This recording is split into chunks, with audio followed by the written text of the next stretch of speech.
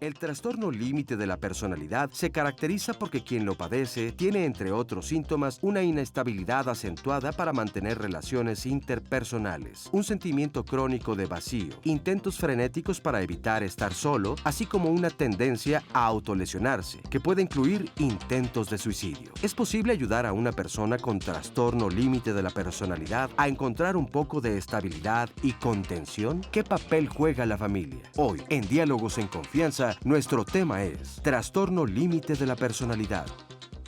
Hola, ¿qué tal? Qué gusto saludarte esta mañana aquí desde el Foro de Diálogos en Confianza. Yo soy Cristina Jauregui y como ya escuchaste, el día de hoy vamos a hablar del trastorno límite de la personalidad. Lo que nos interesa es, bueno, empaparnos en el tema, saber de qué se trata, de qué estamos hablando, cómo esto afecta a la persona que lo está viviendo y sobre todo a la familia, y qué es lo que podemos hacer para ayudarlo, para que pueda vivir él o ella una vida más tranquila, mejor, cuáles son las soluciones, si existen o no, cuáles son los métodos, etcétera. Entonces, bueno, pues quédate con nosotros porque este programa va a estar muy, muy interesante. Y le doy la bienvenida, por supuesto, a nuestro público del día de hoy. Muchas gracias por haber venido, gracias por estar aquí. Y Sandy, ¿cómo estás? Buenos días. Yo muy bien, Cris, muy contenta ya de saludarlos en esta mañana y de recibir ya varios mensajes, comentarios. Tenemos dudas también sobre el tema y les recuerdo que la transmisión está por internet, así que usted la puede seguir a través de www.canal11.mx/diálogos y también las redes sociales ya están listas y el centro de contacto con la audiencia para que nos llame vía telefónica. Pues sí, bienvenidos todos. Y para platicar de este tema tenemos como invitados el día de hoy a Lisa Juan Cruz. Ella es terapeuta familiar y psicóloga comunitaria del Instituto Latinoamericano de Estudios de la Familia, AC-ILEF. ¿Cómo estás? Muy bien, Cristina, gracias. Qué gusto encontrarte por aquí. Gracias por venir. Al contrario, gracias por la invitación. También está con nosotros Josefa Cavazos Olivo. Ella es médico psiquiatra, especialista en niños y adolescentes de los servicios de atención psiquiátrica de la Secretaría de Salud. Josefa, ¿cómo estás? Buenos días, muy bien, gracias. Bienvenida, qué gusto tenerte también por acá. Gracias. Y está con nosotros Francisco Jiménez Mora. Él es psicólogo, especialista en trastornos de personalidad y enfermedades mentales graves y director del Centro de Atención Psicológica Integral. Bienvenido, Francisco. Gracias, Cristina. Buenos días. Qué gusto tenerte por acá. Gracias. Oigan, bueno, pues para empezar a hablar de este tema, les pido que me acompañen a ver la siguiente cápsula. Es una mujer con borderline. Vamos a ver qué es esto, acompañan. Tuve un accidente de pequeña, a los 3, 4 años. Me ahogué con un dulce y me hicieron una traqueostomía. Dejé de respirar muchos minutos. Al parecer por eso yo tengo trastorno límite de la personalidad borderline. Tengo dañados los lóbulos temporales y la parte que regula los impulsos y emociones. Entrando en la adolescencia, empecé a presentar muchos problemas de identidad. No me aceptaba a mí misma, tenía una autoestima muy baja. Por lo regular me la pasaba durmiendo todo el día, todo me daba tristeza y empecé a sentir una sensación de vacío constante. Mi diagnóstico viene después de 20 años de estar batallando y de estar yendo y regresando de psiquiatras, psicólogos. Yo abandonaba los tratamientos. Para mí un trastorno límite de la personalidad es un infierno, porque no sabes en qué momento te vas a sentir bien, en qué momento te vas a sentir mal, en qué momento vas a reaccionar de una manera violenta o en qué momento vas a reaccionar, no sé, como haciendo berrinches. Presentamos muchas inestabilidades interpersonales, tenemos problemas con nuestras parejas, tenemos problemas con nuestros amigos, con nuestra familia, tenemos problemas en nuestro trabajo por no saber manejar nuestras emociones y nuestros impulsos. Nosotros nos vamos al extremo. Para nosotros no existen colores intermedios. Para nosotros es blanco o es negro. Somos muy radicales en nuestros pensamientos. Si llegamos a enojarnos muchísimo. Si llegamos a estar felices, llegamos a estar eufóricos. Había muchas situaciones en las cuales yo ya había perdido mi trabajo, me había casado y me divorcié. y sentía que todo se había acabado para mí. Entonces por eso fue que yo no encontraba otra salida para estar viviendo. Pues muchísimas gracias por este testimonio. Qué importante escucharlo de ella, que lo está viviendo. Sí. Y bueno, yo dije que era una cápsula de una mujer que tenía borderline. Si nos pueden decir qué es lo que quiere decir esta palabra, que bueno, por supuesto está en inglés. Se refiere al trastorno, a un trastorno de personalidad, uno de los trastornos graves, que es el trastorno límite de personalidad. Es, digamos que, uno de los trastornos más graves. ¿Por qué? Porque, bueno, incluso ya en la actualidad se refiere, la denominación cambió, se conoce como límite o borderline. Sin embargo, ya en las nuevas ediciones del DSM-5 nos lo refiere como el trastorno de inestabilidad emocional, porque esa es su principal característica, la inestabilidad emocional y una falla en el control de impulsos. Híjole, ¿y dices que es de los más peligrosos? De los más graves. De los más graves. Así es. ¿Por qué es de los más graves, Francisco? De los más graves, ¿por qué? Porque el paciente normalmente cuando padece este tipo de trastorno se puede poner en riesgo a sí mismo y a otras personas. Adelante, Es José. de los más graves por esto mismo, porque la misma inestabilidad emocional se asocia a conductas de riesgo, a impulsividad, a, por ejemplo, es el trastorno de la personalidad que más está asociado a autolesiones o a intentos de suicidio. Entonces pone en peligro al paciente de manera importante. Hay un cambio en los estados de ánimos que son muy intensos y además el cambio es bastante repentino. En algún momento puede estar muy contenta la persona y al momento siguiente puede estar muy triste o decepcionada. Y aparte lo verbalizan, o sea, es evidente. Es evidente, sin embargo, sí hay una alteración también en la verbalización y en la identificación de sentimientos. De hecho, alguno de los tratamientos está orientado hacia esto. Entonces, como hay una alteración en esto, también alguna de las estrategias que no son sanas para ellos, pues es autolesionarse, ¿no? Para disminuir la ansiedad o contender con el enojo. También se caracteriza por relaciones inestables, sí, que en un momento idealizan a la persona y en el otro momento la devalúan, como la persona que está en la cápsula lo dice muy claramente, tienen un pensamiento blanco o negro. Claro, dice, me casé y me divorcié y eso se lo atribuye a este problema. Así es.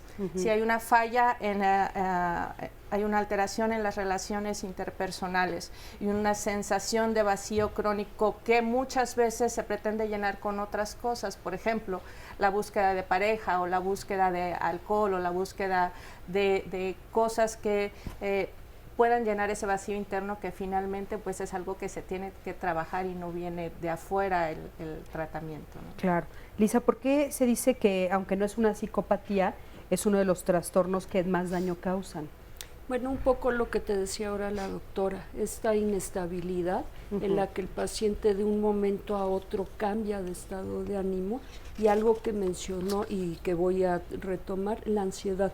Una de las cosas que es característica del trastorno es que la ansiedad está permanentemente ahí. Entonces hay una falla en el área de los pensamientos, ¿no? La ansiedad produce que estas personas vean todo como magnificado. Entonces justamente pueden pasar de este estado de ánimo o de no solo estados de ánimo, sino también afectos, de quererte e idealizarte como si fueras lo mejor del mundo, a devaluarte y decir, no, pues ya no funciona, pero es esta misma ansiedad que produce fallas en los pensamientos. Entonces es característico este pensamiento todo o nada. No hay esa gama de colores, de posibilidades que hay, y eso, claro, produce un riesgo muy grande, porque, como también decía acá mi colega, ¿no? Esta sensación permanente de búsqueda en la que una de las distorsiones del pensamiento es que nada sirve o todo es maravilloso, produce esta búsqueda constante que nunca vas a encontrar. Y por ejemplo, cuando están en el estado de que todo es maravilloso, ¿qué sucede? Son personas que son extremistas. Realmente, por ejemplo, como lo mencionaban aquí, la idealización les permite o los orilla particularmente, a entregarse, a ser personas muy entregadas, a ser muy afectivas, muy expresivas. Esa también es una de sus características, son personas muy expresivas, expresan transparentemente todo lo que sienten. Como lo llevan al límite, lo llevan al máximo, es totalmente transparente la emoción o el afecto que están sintiendo. Son personas que se vinculan con su pareja de una manera superficial, sin embargo ellos lo viven de una forma muy profunda, un enganche muy profundo, como si fuera un amor bastante profundo, duradero. Pero ¿cómo de manera superficial y al mismo tiempo...? Porque no terminan de conocer a la persona, es decir, sus relaciones interpersonales se caracterizan por ser superficiales, no terminan de conocer a la persona, no se dedican el tiempo, sino es a partir de una idea. Como sus percepciones son como muy inmediatas, las interpretaciones que hacen de esas percepciones las suelen llevar al límite. Entonces, al idealizar a una persona, con solo verle la cara, una sola expresión, una cuestión así, se enamoran y se enganchan. Entonces, parecería que es una cuestión inmediata, muchos lo llamarían amor a primera vista, una situación así, pero por lo regular suele ser una situación bastante superficial, pero el enganche es tremendamente profundo. Ahora, Josefa, ahorita dijiste, bueno, pueden pasar de un estado a otro de manera inmediata, pero también hay procesos, periodos, o sea, por ejemplo, ¿cómo logran establecer una relación? O sea, ¿hay un periodo de mucha euforia durante muchos años? Y después... no. Generalmente hay un periodo de mucha euforia y después una devaluación importante. Entonces, por eso se caracteriza, sí, por la búsqueda de este periodo de euforia, ¿no? Entonces cambian de parejas frecuentemente. o sea, lo que les gusta es esa parte. Bueno, lo que pasa es que después viene el periodo de devaluación. Entonces, en estas personas hay una ansiedad flotante, como dice mi colega, y además un miedo muy importante al abandono o a los que ellas piensan o ellos piensan que significa un abandono. Si no tiene que ser que se esté yendo la persona, pero sin embargo, por ejemplo, cuando su pareja conoce a alguien más, eso puede significar para esta persona una sensación de abandono. ¿Sí? Entonces hay un miedo constante a este abandono, lo que provoca una ansiedad muy importante, viven de manera muy intensa esa pérdida, sea real o no sea real, pero lo están viviendo de esta forma y esto lleva a consecuencias importantes como, bueno, enojo, sensación de que no vale nada, de que no es una persona querida, hasta conductas de autolesiones o intentos de suicidio. Es un trastorno que un más del 50% de las personas con trastorno límite de la personalidad tienen conductas suicidas. Estamos hablando de un porcentaje muy importante. Muy importante. O sea, ¿lo hacen con autolesiones o utilizan otras formas también? También hay otras formas. Y las autolesiones, bueno, son generalmente conductas que no tienen, por lo general, no son un intento suicida, pero también tienen conductas suicidas con la idea de quitarse la vida.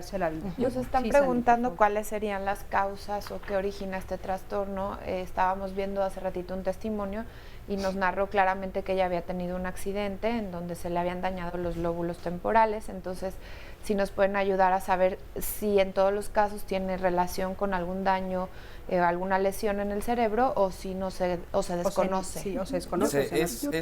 Es global lo que sucede en este tipo de trastornos. Realmente la mayor parte de investigaciones han arrojado que es particularmente la relación del apego desde el inicio de la vida. En el infante, ¿qué sucede? La mayor parte de este tipo de pacientes han sido víctimas de violencia intrafamiliar, han sido cuidados por padres negligentes que no han sabido comunicar adecuadamente las emociones o no le han brindado la atención adecuada al niño. Además, también hay una característica. La mayor parte de este tipo de padres suelen mandar mensajes dobles a ese tipo de niños, ¿no? Cuando el niño es pequeñito, pues finalmente su único marco de realidad son los adultos, en este caso los papás. Claro. Si el papá de repente, la figura de seguridad, suele ser el agresor, suele inducir bastante ansiedad, angustia, mucho temor al niño, pero al mismo tiempo hay otras ocasiones en las que lo protege, lo cuida y demás, finalmente es ese doble mensaje con el que el niño crece y puede desarrollar este tipo de trastorno. También se ha observado que los hijos de padres que sobreprotegen, la sobreprotección también es un tipo de violencia, exactamente. ¿Por qué? Porque los hacen crecer en un medio en el que les dan la imagen de que ellos no pueden resolver absolutamente nada, de que siempre va a haber alguien que les va a solucionar ese tipo de situaciones. Pero entonces eso también podría ser una de las causas. Sí, definitivamente. Lisa, ¿querías comentar algo? Quiero, responder un poquito esto, pero quisiera detenerme un momentito en lo del suicidio, porque sí es una constante y es una de las mayores preocupaciones en el trastorno límite. puede haber conducta suicida, pero puede no haber la conducta suicida, pero hay mucha ideación suicida. El paciente tiene estos pensamientos que pueden ser sobre la muerte y sobre el suicidio, o pueden ser de otras cosas. Hay también un constante pensamiento reciclado, un pensamiento que se cicla y se cicla y se cicla por la misma ansiedad, está asociado con la ansiedad. Entonces, en algunas ocasiones, por ejemplo, supongamos que yo me despierto, me voy al metro, me paro frente al andén, frente al túnel del metro, donde se para uno en el andén, y pienso, ¿y qué pasaría si yo me tiro ahí? Ese es un pensamiento que tiene casi todo el mundo, es un pensamiento normal, pero en una persona con rasgos obsesivos es un pensamiento que al tenerlo, el tenerlo es esta cosa protectora de no tirarme justamente, entonces lo tengo porque me sube la ansiedad. En una persona que tiene fallas en el control de la ansiedad, sube tanto que empieza a ciclar, a ciclar, a ciclar, y entonces la persona empieza a descomponerse muchísimo. Una persona que no tiene un trastorno de ansiedad dice, a ver, relájate y hazte para acá, nada que te vas a tirar, y ahí para el pensamiento, no hay más ciclación del pensamiento.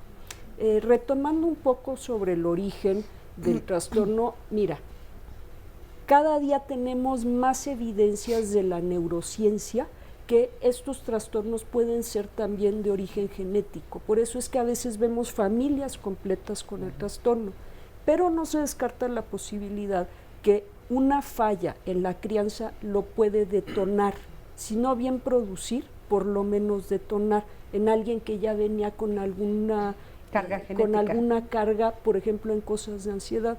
Ahora, también se ha visto, por ejemplo, en el estrés postraumático, que no es el tema, pero que está relacionado, aunque parece que no, personas que han sufrido violencia de manera constante terminan con la estructura del cerebro diferente de los que no han sufrido violencia. Entonces, sería pertinente poner en la mesa de las preguntas si estas fallas en la crianza pueden producir, por ejemplo, alguna epilepsia del lóbulo. No lo sé, pero sí pueden producir fallas en una parte del cerebro que está relacionada con todos los afectos que se llama hipocampo. Claro, importantísimo todo esto. Pues bueno, estamos hablando del trastorno límite de la personalidad aquí con nuestros especialistas. Recuerda que este programa es para ti, así es que llámanos, queremos escucharte.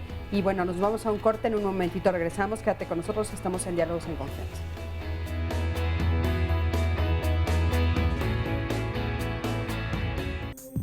Mi nombre es Ixchel Hidalgo Ríos. En mi adolescencia ya empecé a notar los cambios. Empezaba a tener depresión, tenía bastante miedo de salir y mucha inseguridad. Mi mamá trabajaba, no se daba muy bien cuenta, y mi papá igualmente trabajaba. Un día desperté llorando, sin ganas de vivir, sin ganas de nada. No tenía ni ganas de morirme. Fui internada durante una semana. Fue cuando me diagnosticaron los doctores trastorno de la personalidad límite, con la depresión crónica recurrente y la ansiedad. El diagnóstico de crónica recurrente es que siempre la he tenido periodos de depresión.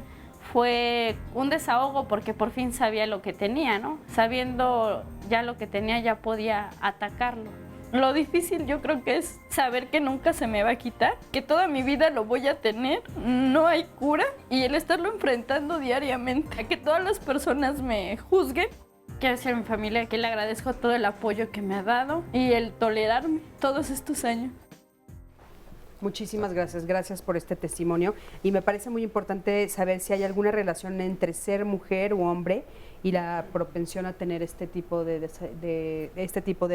desarrollar, ¿no? El trastorno. El trastorno límite de la personalidad se puede presentar tanto en mujeres como en hombres, sin embargo es más diagnosticado en mujeres porque se acompaña frecuentemente de otros padecimientos de salud mental como son ansiedad, depresión, y en hombres, por ejemplo, se acompaña más de rasgos sociopáticos de la personalidad también y de uso de sustancias.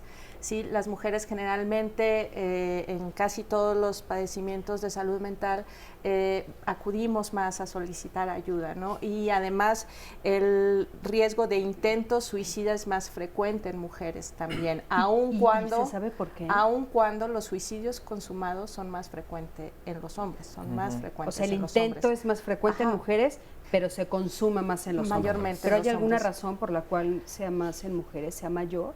Mira, es una cuestión cultural también, porque finalmente las mujeres tienen más la oportunidad de demostrar sus afectos, demostrar sus sentimientos. El hombre también por eso va creando también este tipo de barreras, es decir, se empieza a recargar en las sustancias, incluso en actos violentos, en otro tipo de conductas de riesgo. Las mujeres, como bien lo decía la doctora, finalmente tienden más a acercarse a los servicios de salud, a los servicios de ayuda. Entonces, de ahí también que aparezcan mejor y más en las estadísticas. Sin embargo, también es una cuestión cultural que las mujeres tienden a tener un poco más la oportunidad de mostrar estas vulnerabilidades, por así llamarlo, y esta necesidad incluso de ser rescatadas. Los hombres, por lo regular, tienden a aislarse más en esta situación. Esto desde lo que le ocurre al paciente, pero está también lo que ocurre a nivel social. Un hombre que se pelea y que bebe sustancias no es sujeto de ir al psiquiatra o de ir al servicio de salud mental. Claro, porque está permitido. Está permitido. Entonces, si tú tienes un vecino que llega golpeado todos los días porque se pelea y se pelea, la gente dice, bueno, pues es que es un poco peleonero, pero nadie dice tiene un trastorno mental. Tiene un trastorno límite. Entonces está mucho más normalizada la conducta en los hombres que en las mujeres. Pregunta igual, estos hombres que se pelean y se pelean, ¿no están haciendo intentos de suicidio de una manera mucho más normalizada que una mujer que se toma unas pastillas? Y también la pasan mal, o sea, se ponen en riesgo, también puede ser que estén sufriendo porque, por ejemplo, aquí nos dice Cristina Ledesma, mi hijo tiene el trastorno límite, dice muchas groserías y ofende, tiende mucho a ofender y después se arrepiente y pide disculpas. O sea que pues después a lo mejor se siente muy mal del impulso que tuvo, del comportamiento que tuvo. Les comparto otras llamadas porque veíamos lo duro del testimonio, lo difícil, ¿no? Ella nos compartía su sentir y me pareció importante también relacionarlo con Juana Sánchez, que dice que su hija de 14 años es muy renuente, apática, todo el tiempo está a la defensiva, ha tenido incluso amenazas de muerte, se lastima, se golpea, se autoagrede. Y dice que pues ya no quiere estudiar, no sabe si ponerla a trabajar. Como familia pues están desesperados. Acá Alma Rosa Martínez dice, es muy difícil vivir con el trastorno de personalidad, para mí es un infierno, estoy en tratamiento, pero es muy difícil estudiar, trabajar y llevar una vida normal. Y dice que para ella la enfermedad o el trastorno debería de ser considerado como algo discapacitante. Sí, que en otros países sí ya está siendo considerado. Sobre todo cuando no tienen un tratamiento adecuado, ¿no? Es un trastorno altamente discapacitante. Pero aquí sí ya está considerado como tal, o sea... Entre los de la salud mental sí. Lo que pasa es que todavía hay que socializarlo en otras esferas. Claro, y para que lo sepan. Oigan, otra pregunta, ¿a partir de qué edad uno empieza a darse cuenta de estos rasgos? Puedes tener niños con estas conductas desafiantes que más adelante podrían tener un trastorno límite de la personalidad. Ahora, como es un trastorno que parece tener muchos componentes de inmadurez psicoafectiva, no se puede diagnosticar hasta que la persona es adulta, pero sí se pueden ver rasgos desde la niñez o desde la adolescencia. Y se puede empezar a tratar y claro, entre más pronto empiezas a tratar, el diagnóstico y el pronóstico es mucho mejor para la edad adulta. ¿De qué manera se trata? Y aquí lo más importante es el abordaje psicoterapéutico, que mis compañeros psicólogos, bueno, son los expertos en esto. Y el abordaje con farmacoterapia viene cuando hay una enfermedad o síntomas importantes psiquiátricos como depresión, ansiedad. En ocasiones las personas con trastorno límite de la personalidad llegan a tener episodios micropsicóticos en donde no están dentro de la realidad, no perciben las cosas como realmente son. Entonces, cuando hay una ansiedad tan importante o el riesgo de autolesión es muy importante, incluso se llega a necesitar hospitalización hospitalización, cuando existe un riesgo para la persona o cuando hay riesgo para los demás. Entonces, el tratamiento es bastante amplio, pero siempre se recomienda que esté acompañado de tratamiento psicoterapéutico y hay diferentes abordajes terapéuticos para este trastorno. El enfoque, por ejemplo, cognitivo-conductual les ayuda a estos pacientes a identificar en un primer momento sus emociones. El primer paso que se tiene que seguir en el tratamiento psicoterapéutico es generar al paciente conciencia de enfermedad, que esa es quizá la parte fundamental del tratamiento. ¿A qué me refiero con esto? Es importante orillar al paciente a que vaya aceptando la enfermedad, que vaya aceptando que tiene una enfermedad mental, que vaya identificando cuáles son estos síntomas, cuáles son esas reacciones que ellos tienen y posteriormente orientarles a identificar sus emociones. Sobre todo también en la parte de la interpretación. Este tipo de pacientes sobreinterpretan mucho las situaciones, los estímulos externos. Es lo que hablábamos hace un momento.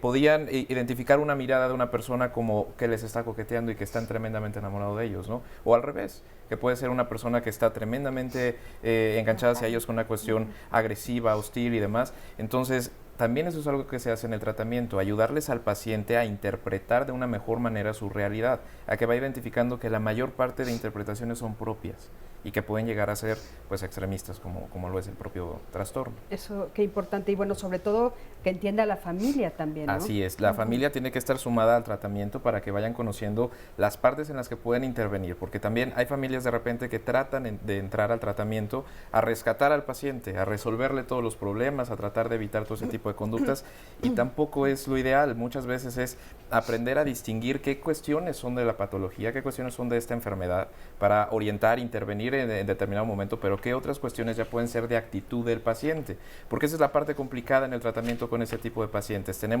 Está conformado por muchos elementos, a final de cuentas es personalidad. Entonces tenemos tal cual el trastorno, pero también tenemos otros elementos de la personalidad que a veces pueden llegar a complicar el tratamiento. ¿Cómo cuáles? Por ejemplo, son personas que muestran una actitud negativa hacia el propio tratamiento. Para empezar, se rehúsan a acercarse. Hay personas también con este trastorno que utilizan todos estos síntomas como un medio de manipulación para obtener determinadas cuestiones. Hablábamos del temor al abandono hace un momento. Estas personas también, por el temor al abandono, principalmente por la pareja, tienden a hacer determinadas acciones, a tener determinadas conductas con tal de evitar el abandono.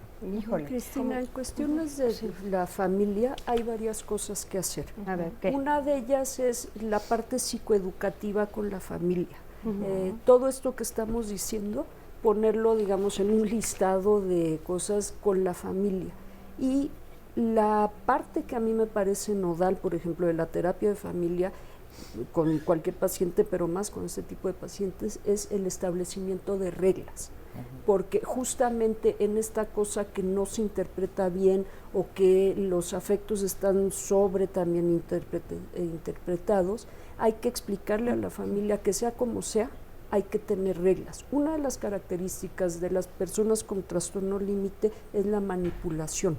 Entonces, y son muy listos, muchos de ellos son muy listos. Sí. Entonces saben cómo salirse con la suya y entonces siempre les pasan cosas raras. En esta cosa que no internalizan bien, también todo sucede afuera. Entonces llegué 4 horas tarde porque había mucho tráfico, bebí porque me obligaron, ¿no? Fumé esa cosa que yo no quería por la presión social. Entonces también hay mucho trabajo con la familia en el establecimiento de reglas, de horarios, de consumos, de qué sí está permitido en la casa, qué no está permitido, cómo y a quién le hablas, ¿no? Qué se dice en la casa, si se usan malas palabras, si no se usan malas palabras. Esa es una parte que hay que trabajar mucho con la familia y además en esta Suena como a cualquier familia, Lisa, ¿no? O sea, de repente las reglas que estás poniendo, pues son las reglas que tendríamos que poner en cualquier casa, en cualquier familia, en todos lados. Entonces, ¿cómo identificar? O sea, ¿cómo de repente identifico que uno de mis hijos está teniendo una actitud o acciones que sean una alarma? Es esta parte de la manipulación, cuando el padre se siente como sobrepasado, que todo ocurre fuera de la casa. O sea, a mi hijo le pasan todas las cosas que a nadie más le pasa. Se le atraviesa un camión que se puede quedar 4 horas detenido enfrente de él y no es capaz de bajarse de donde está y llegar a la casa. Llega borracho porque lo obligaron a beber. llega intoxicado porque lo obligaron a intoxicarse. De repente los padres se enteran que está teniendo múltiples parejas sexuales, ¿no? Que también es como muy característico además en la adolescencia, sí. O lo abusan constantemente. Las cuestiones de alimentación, Lisa, ¿También? ¿tienen que ver? También. También todo lo que tenga que ver con los consumos e incluso con trastornos de sueño. Estos chicos que no se despiertan en la mañana, pero después el padre se entera que estuvo hasta las 3 o 4 de la mañana metido en alguna red social o algo, y algunas de ellas que lo ponen en peligro. También son chicos que se ponen mucho en peligro. O sea, parecería que no tienen como muy claro esto de causa-consecuencia. No lo tienen claro. No miden riesgos. Hay un problema franco en los impulsos.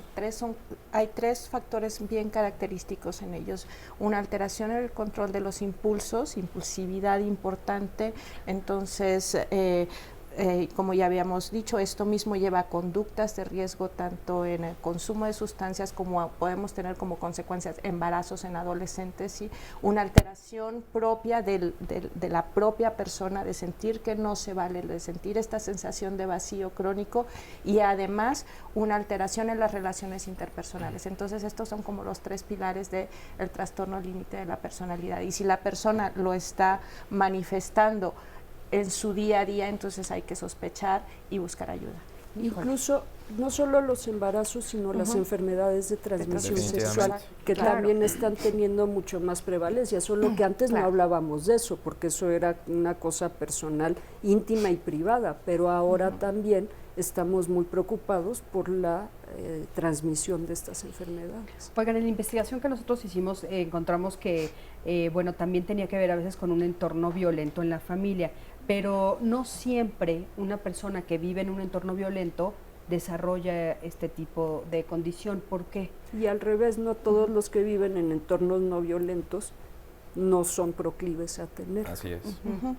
Bueno, porque siempre hay personas resilientes que logran desarrollar estrategias importantes para contender de forma saludable con la vida. Aunque traigan como está diciendo Lisa, que puede ser biológico, o sea, que puedes traerlo por herencia. Que sea biológico no significa que se va a expresar. Sí, y en la mayor parte de los trastornos psiquiátricos, no solo en los trastornos de personalidad, hay un componente biológico y hay un componente social importante. Sí, o sea, que una persona que tiene una vulnerabilidad genética, por ejemplo, para padecer depresión, ¿sí? Se ha visto esto mucho en personas o en estudios de gemelos adoptados, cuando son adoptados por diferentes familias. Tal vez en un entorno se desarrolle la depresión por ciertas características del entorno, y en otro entorno no se desarrolla la depresión. Es lo mismo para el trastorno de personalidad límite. Aunque pudiera haber una vulnerabilidad genética, no siempre se va a desarrollar.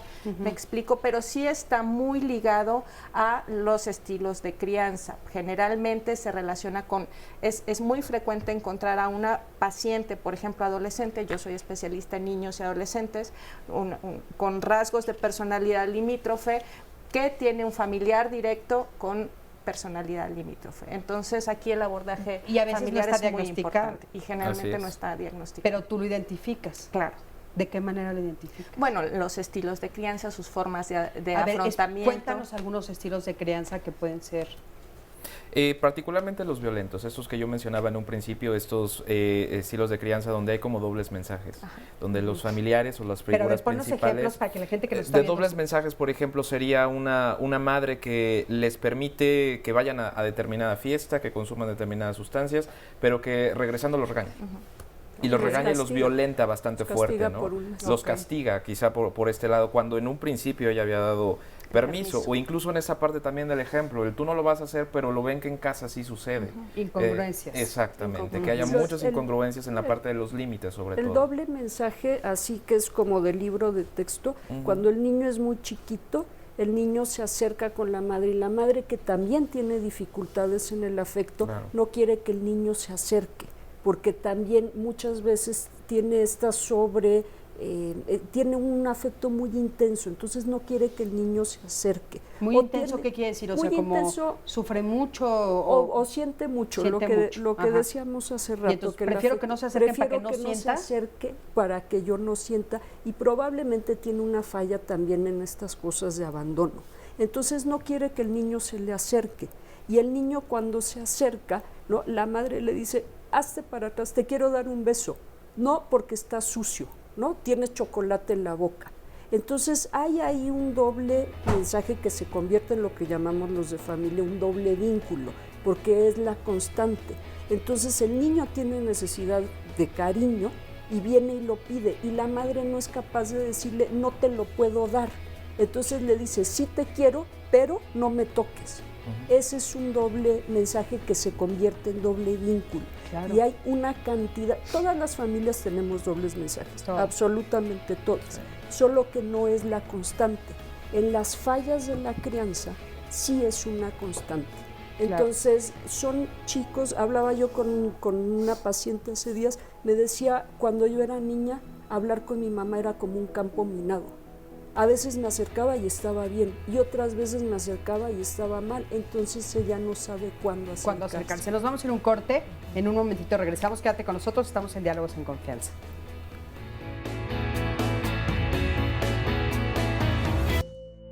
Yo fui diagnosticado hace 4 años en el Hospital Fray Bernardino.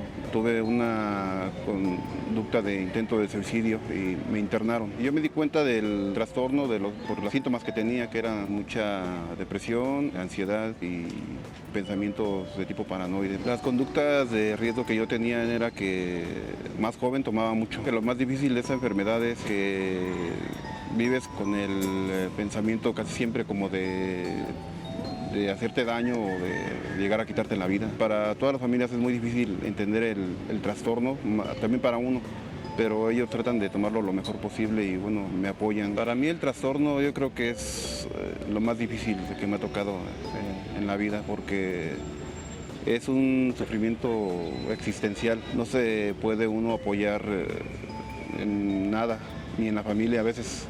Yo creo que hasta ni en mi caso, a veces ni en Dios. Yo lo que hago es actualmente acudir a mis citas, tomar mis medicamentos y tomar la terapia, que es la que me ha ayudado a entender más que nada el trastorno y cómo vivir con él. Y yo he perdido, por ejemplo, las ganas de relacionarme con alguna mujer o algo, porque antes yo pensaba en hacer una familia y todo eso, pero por la misma conducta autodestructiva, ahora ya lo pienso pues para tener una pareja y hasta tener hijos. Yo lo que le quiero decir a mi familia es muchas gracias por apoyarme y bueno, que yo también estoy poniendo de mi parte, aunque a veces no parezcan muchos cambios, pero pues solamente eso, ¿no? Que gracias y que yo también estoy echándole ganas. El diagnóstico sea hecho por un profesionista capacitado de la salud mental, porque sí hay que distinguir de los síntomas o de la manifestación normal de la adolescencia e incluso de otros problemas psiquiátricos, como la depresión, por ejemplo, que en los adolescentes se manifiesta por irritabilidad, por enojo, por muchas cosas que podrían ser parecidas a problemas de personalidad, ¿no? A las manifestaciones de los problemas de personalidad. Entonces, para hacer un diagnóstico debe de hacerse una evaluación clínica a profundidad y no en una sola entrevista, sino ir observando el padecimiento a lo largo de cuánto tiempo. ¿De qué estamos hablando? Es diferente en cada caso. Pero sí es muy importante ver si realmente se debe a un problema de personalidad o si tiene algún otro padecimiento que esté comórbido, le decimos, o sea, junto, ¿sí? Okay. Entonces eso también es importante saber, o sea, no siempre están puros, o sea, no es solamente eso. Así es, o incluso es que no. Desde un principio detectar la gran diferencia entre un comportamiento natural de un adolescente. Quizá en esta situación, en la parte del trastorno límite como tal, uno de los criterios que nos puede dar un diagnóstico diferencial, es decir, que nos puede marcar que el adolescente está caminando hacia allá, ya son las conductas de autolesión, unas conductas de riesgo, que ya tengamos incluso amenazas o un pensamiento suicida. Incluso el pensamiento de suicida puede aparecer también en trastornos depresivos y en trastornos de ansiedad o incluso en algunas esquizofrenias y demás. Sin embargo, uno de los criterios principales va a ser esta parte, la parte de las autolesiones y los intentos e ideaciones suicidas. Claro, Yo qué quisiera importante. agregar Sí. la parte de la adolescencia, Sí. porque también hay que echarle una mirada a eso. Hace rato decía que hay que diagnosticarlo en la edad adulta por la inmadurez psicoafectiva del adolescente. El adolescente, por característica, tiene todos estos rasgos que podrían considerarse más adelante, si no remiten, un trastorno. Pero tiene todos estos rasgos, y una cosa que es característica de la adolescencia es que para los chicos es más importante el medio social en el que se mueven afuera que lo que se dice en casa y el medio de casa. Entonces, esa es una cosa que hay que mirar muy bien, porque de repente los padres se desesperan porque los hijos están muy influidos por los amigos y los compañeros, y eso es completamente normal y natural de la adolescencia. En la familia es primordial el establecer reglas. Si en esta parte es empezar a tratar también de llegar a acuerdos con el propio paciente. Mira, hay que cuidar, Cristina, en esta parte mucho el diagnóstico. Para diagnosticar, como bien lo hemos hablado, se necesita una serie de evaluaciones completas, no solamente la parte psiquiátrica, sino también la parte psicológica. Para poder llegar como al diagnóstico de trastorno borde o límite de personalidad, se tienen que cumplir determinados criterios, como lo veníamos hablando, particularmente la cuestión autolesión, ideación suicida, e incluso ya debe de haber algún intento de suicidio. Ahora, algo que me parece importante también puntualizar, digo, no sé si ustedes estén de acuerdo después de este testimonio, ustedes dicen que son cosas rasgos que comenzamos a ver desde pequeños. Sí, o sea, no se diagnostica cuando son pequeños, ya nos explicaron por qué, pero sí se comienza, o sea, no es que de repente nazca, o sea, de un día para otro de repente yo me convierto en border, ¿eso Así sucede es, o no? así es. No, va siendo gradual. Va siendo gradual. Son conductas graduales, así es. Eso es muy importante puntualizarlo, ¿no? Y es que, bueno, en este caso, como nos están exponiendo ahorita el testimonio, la señora, es importante también tener el abordaje terapéutico. ¿Por qué? Para también conocer el trasfondo de lo que está sucediendo en las conductas de la paciente. Sí, podemos hablar quizá de que aparentemente puede ser una cuestión de trastorno límite de personalidad, sin embargo, la cuestión terapéutica nos va a permitir abordar el porqué y descubrir qué es lo que está sucediendo detrás de estas conductas. Podemos ver si el enganche con este chico es por una cuestión meramente afectiva o hay otra cuestión en la cuestión familiar también. Entonces, es importante que no solamente nos apoyemos quizá del fármaco, sino el ir a un especialista en psicoterapia, en este caso podría ser cognitivo-conductual o familiar, sería como lo más recomendable, para que se pueda ver el trasfondo de lo que está sucediendo detrás de estas conductas, qué utilidad tienen para el adolescente, qué función está en la familia esta enfermedad, en todo caso, este comportamiento. Claro. ¿Cuáles son sus ganancias secundarias? Así es, ¿qué es lo que está obteniendo en todo esto? Me lleva a preguntarle si sería de gran ayuda que la señora fuera ella a su propia psicoterapia, porque si la joven en este momento no quiere, está en esta rebeldía total, probablemente si ella la acompañan en el tratamiento, ella lo va a poder sobrellevar. Incluso es lo recomendable en la mayor parte de casos. En un primer momento el paciente se niega a asistir a tratamiento. Entonces lo ideal es exactamente el familiar o en este caso el tutor, los padres, quien tengan más contacto con el paciente, es importante que asistan primero al tratamiento. ¿Para qué? Para que se vayan reforzando a sí mismos, vayan conociendo un poco cómo manejar determinadas situaciones con el paciente, para que después se pueda generar una red de apoyo, principalmente para que puedan acercar al paciente al tratamiento. No solo eso, yo oigo mucho sufrimiento de la señora y yo creo que debería estar acompañada en ese proceso en el que pues está teniendo muchas dificultades desde entender, porque la oí, señora Rodríguez, que está muy angustiada por la falla en la crianza, y ya decíamos nosotros que no siempre son nada más las fallas en la crianza, incluso puede haber, y yo lo dije hace rato, familias que no tienen violencia, familias que no tienen fallas, pero que el factor biológico puede ser tan grande que cualquier cosita puede detonarlo. Entonces también sería un buen acompañamiento para usted, para que baje su nivel de sufrimiento. Claro. Vamos a escuchar ahora a Gaby, ella nos va a contar su historia. En el caso, ella es quien ha sido diagnosticada. Sí, yo fui diagnosticada ya oficialmente con el trastorno del límite de la personalidad hace 4 años, pero yo desde muy joven me sentí diferente a los demás. Yo sabía que yo tenía algo, en la escuela tenía dificultades, en mi familia con mis papás, o sea, yo era una persona rara. Cuando pasó el tiempo yo empecé a beber porque no encontraba sentido a la vida.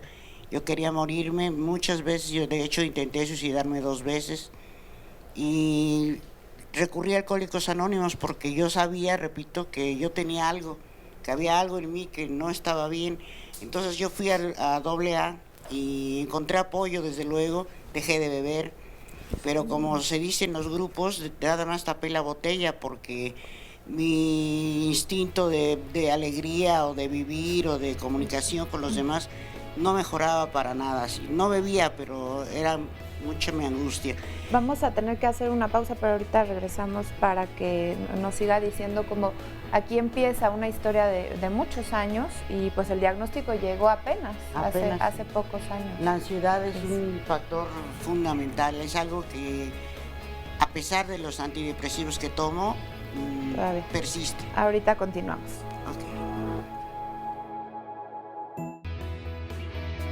El trastorno límite de la personalidad se puede presentar tanto en mujeres como en hombres, sin embargo es más diagnosticado en mujeres. Mira, es una cuestión cultural también, porque finalmente las mujeres tienen más la oportunidad de demostrar sus afectos, de mostrar sus sentimientos. Pero está también lo que ocurre a nivel social. Un hombre que se pelea y que bebe sustancias no es sujeto de ir al psiquiatra o de ir al servicio de salud mental. Claro, está permitido. Está permitido.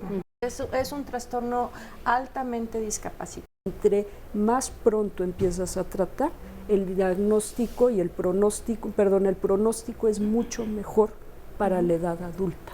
En ocasiones las personas con trastorno límite de la personalidad llegan a tener episodios micropsicóticos en donde no están dentro de la realidad, no perciben las cosas como realmente son.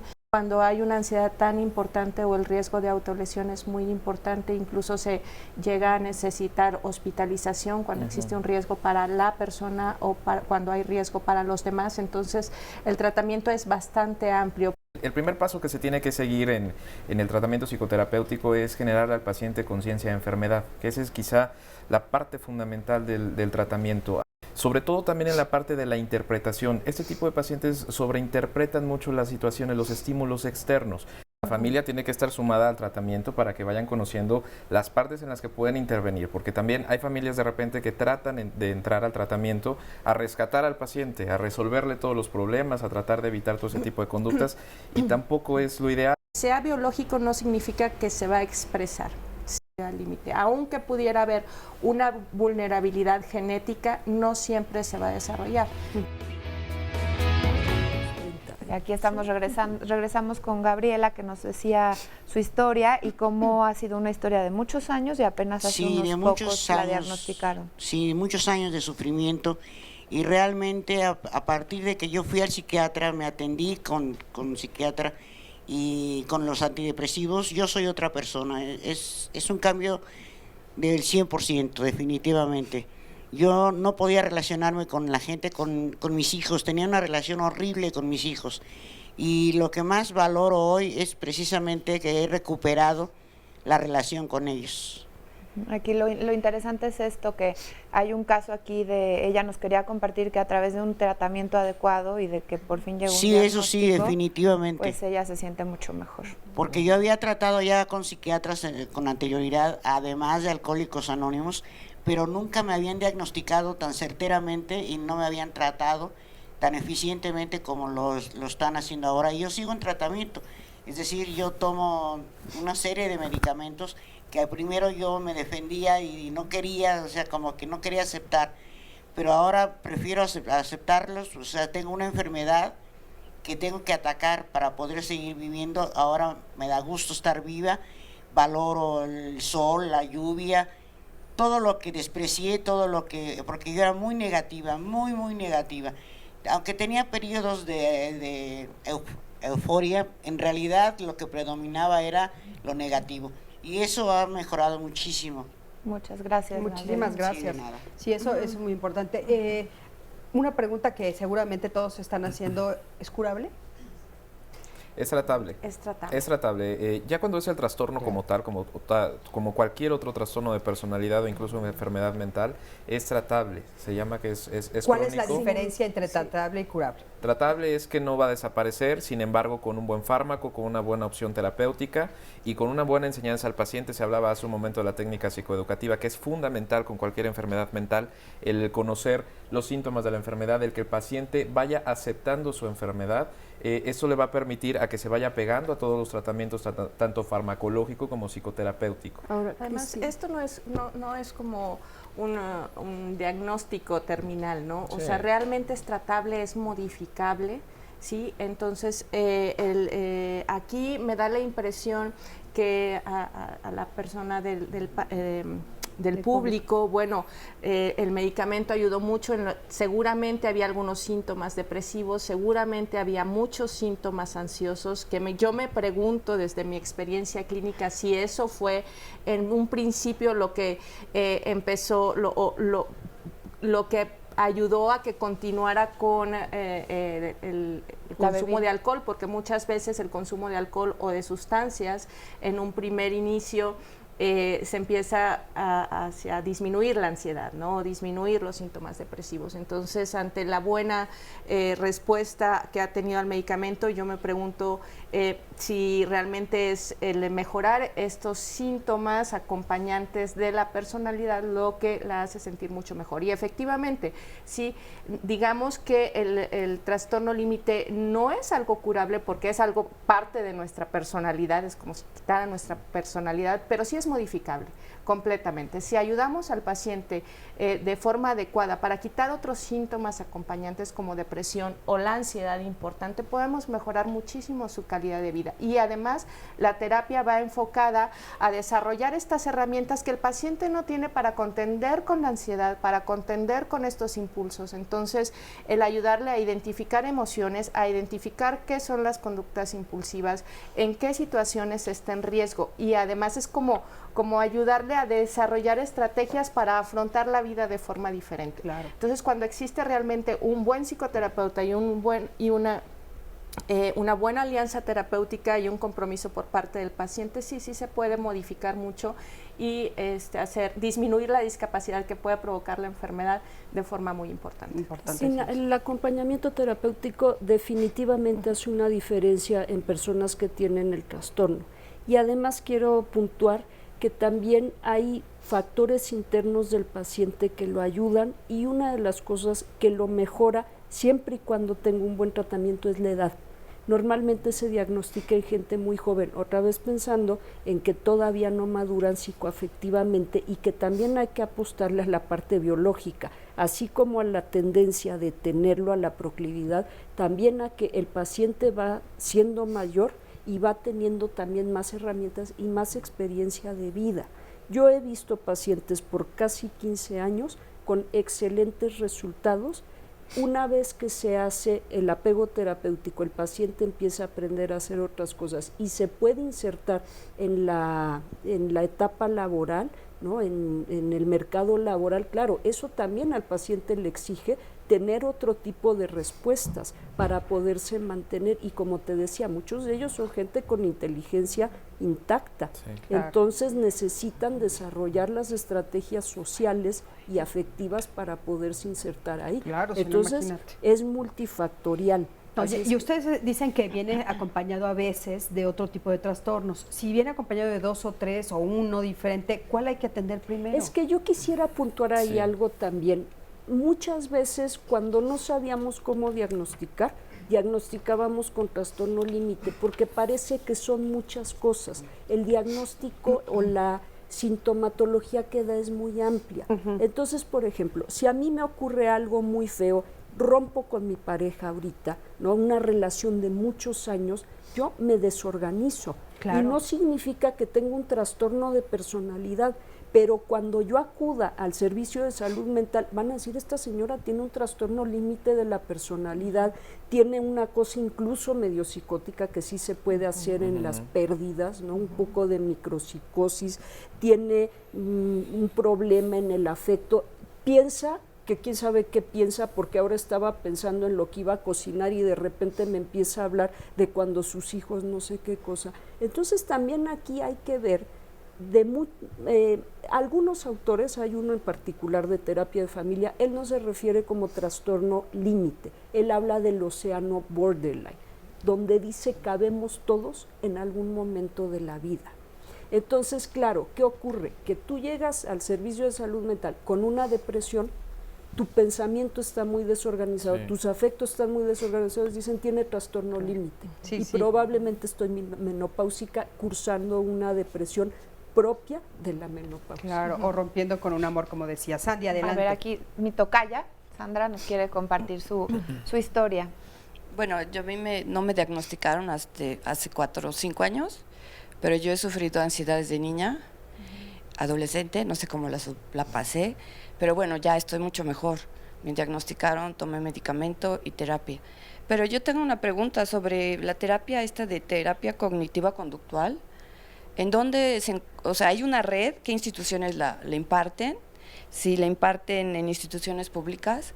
¿Como para estudiar o para tomar terapia? Ajá, para tomar terapia. Para las personas que necesiten tomar terapia. ¿Y si esta es la más indicada para...? Sí, porque mencionó el psicólogo, ¿no? Que la terapia cognitiva conductual se sugería para este tipo de trastorno por las características de... Definitivamente la terapia cognitivo-conductual es la más eficaz en este tipo de trastornos. Mira, es complicado decir en dónde te pueden dar ese tipo de tratamiento. Sin embargo, eso es algo que yo normalmente hablo en determinados lugares donde asisto y incluso a los pacientes. Es fundamental, así como cuando vamos con el médico y preguntamos su especialidad y decimos, bueno, usted tiene especialidad en algo, es igual con el psicoterapeuta. Es importantísimo cuando antes incluso de agendar la sesión, si hablamos a un centro, ya sea público, ya sea privado y demás, es importante siempre preguntar el enfoque. ¿Qué enfoque maneja el terapeuta? No, pues puede ser psicodinámico, psicoanalista, puede ser cognitivo-conductual, humanista. Partiendo de esta situación, ya uno escoge si realmente es la técnica adecuada. En el caso de que no se conozcan de los enfoques, es importante siempre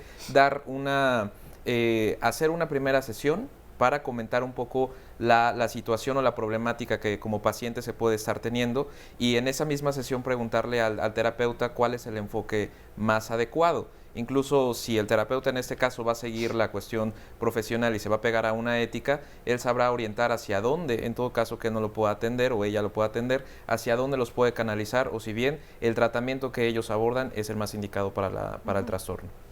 Oigan, hay veces que el tratamiento que tiene que ver con medicamentos no funciona o siempre funciona. Bueno, en este caso sí, todos los tratamientos se deben de individualizar. ¿Qué quiere decir esto de individualizar? Bueno, ver al paciente como un individuo, como un ente diferente a todos los demás. Entonces, por ejemplo, si yo doy un tipo de antidepresivo a una persona con trastorno límite de la personalidad porque tiene ciertos síntomas, tal vez no es el mismo antidepresivo que le va a funcionar a otra persona. ¿Me explico? No, claro. Aquí no funciona es que a mí me funcionó muy bien, comadre, entonces tómeselo. ¿Me explico? No, no funciona así. Sí, todos los tratamientos deben de ser individualizados, dependiendo de los síntomas, dependiendo de la etapa de la vida, dependiendo de la comorbilidad. ¿Qué quiere decir? Dependiendo de las otras enfermedades que podamos tener o de los diferentes síntomas que se puedan presentar. Esto que dices que depende de la etapa de la vida, entonces posiblemente en el transcurso haya cambios también en la dosis, en el medicamento, definitivamente, etcétera. Y no solo en el tratamiento farmacológico, sino en el abordaje psicoterapéutico también. Sí, es muy diferente tratar un adolescente de 13 años o una adolescente hombre a una adolescente mujer. Y es algo que también suele pasar, que conforme van avanzando en el tratamiento psicoterapéutico, por ejemplo, empiezan a obtener mejores herramientas para afrontar la ansiedad, lidiar con la depresión, para dejar de estar interpretando determinadas cuestiones y por ende también va a ser necesario ir reduciendo dosis de medicamento dependiendo de lo que esté tomando el paciente. Claro, eso es Cristina, muy importante. Retomando dónde pueden ir, bueno, está la opción privada, pero están las instituciones también está el Instituto Nacional de Psiquiatría, por ejemplo, ellos tienen, ahorita me comentas, ellos tienen varios programas, tienen incluso un grupo Acá vino alguna vez un psiquiatra que dirigía este grupo para personas con trastorno límite, está el Fray Bernardino. El Fray Bernardino, Yo ahorita ya el Fray Bernardino tiene un área que es hospital parcial. El Fray Bernardino tiene un área que es hospital parcial donde suelen recibir este tipo de casos. Se da un tratamiento integral con psiquiatra y psicólogo. También las universidades que tenemos psicología, por ejemplo, la Facultad del UNAM, muchos de sus terapeutas son de corte cognitivo-conductual, porque es en lo que se forman, como son muchos de ellos de inicio los de licenciatura, es donde se forma. La UNAM ha tenido una historia de muchas personas cognitivo-conductual. Muy bien, Lisa. Y bueno, más adelante también te puedes acercar al final para preguntarle a los especialistas y por supuesto que todos los datos los pondremos en pantalla, pero tenemos a una persona que está aquí de anónimo, ¿ya está listo el testimonio anónimo? ¿Ya tiene la...? A Sí, ver, adelante, por favor, dinos cuál es tu historia. Sí, ya puedes empezar a hablar, por favor. Bueno, yo tengo 9 años con mi trastorno, he pasado por diferentes trastornos, estoy en el Hospital Ramón de la Fuente. Es cierto que sí, ahorita estoy en terapia individual y terapia grupal también, sí me están ayudando, pero... O sea, me ayudan y siento como que no me está ayudando nada todo esto. ¿Qué sientes que te falta? Pues la verdad no sé, yo siento que me falta más apoyo. O sea, ¿sientes, estás siendo medicada? Estoy siendo medicada. ¿Y le has dado seguimiento al medicamento? Sí, claro. Al doctor? Y en ese estás bien. ¿Y tienes terapia, como nos han indicado aquí, también terapia psicológica o con un individual terapeuta? Y grupal. Ajá. ¿Y ahí sientes que no has avanzado? ¿Es ahí? Pues sí me está ayudando, pero yo no puedo, o sea, siento que no puedo salir de esto. Sí me desespera mucho porque yo sí llego a los pensamientos suicidas, lo he intentado varias veces, ya he estado internada ahí en el hospital. Cuando me siento muy mal me agredo, me golpeo, me corto, o sea, me hago muchas cosas. ¿Y sientes que todo eso no ha disminuido? No, okay. No, y ya tengo 9 años con todo esto. Vamos a ver qué dicen los especialistas que están aquí. Adelante. ¿Algún comentario? Bueno, el Instituto Nacional de Psiquiatría Ramón de la Fuente, en donde se está tratando, hay una clínica, creo que es de las pocas clínicas que hay, si es que hay otra, especializada en trastornos de la personalidad, y la persona que la dirige es un especialista en trastorno límite de la personalidad. Y bueno, es una persona seria y capacitada. Completamente, y por lo que escucho está llevando un tratamiento integral. Sí, a veces cuando hablamos de trastornos emocionales es difícil decir que muchas veces llegan los pacientes y nos dicen es que no veo ningún cambio. Sin embargo, cuando hacemos escalas y cuando hacemos comparaciones con un antes y después, sí hay cambios. Acordémonos que aquí, además del tratamiento farmacológico, es el hecho de ir construyendo herramientas, que no se construyen de un día para otro. Sí, y tiene que ver mucho con el tiempo y las características del trastorno de por sí. Entonces, ir construyendo algo requiere tiempo. ¿Me explico? Entonces, seguramente esta manera diferente o estas herramientas que usted ha ido construyendo para abordar la vida de diferente forma, a lo mejor no están completamente desarrolladas, pero ahí van. Seguramente las está trabajando. Entonces, esperemos... O sea, que tenga un poco de paciencia. Sí, claro. Okay. Muchísimas gracias. Vamos a un corte, en un momentito regresamos. Quédate con nosotros.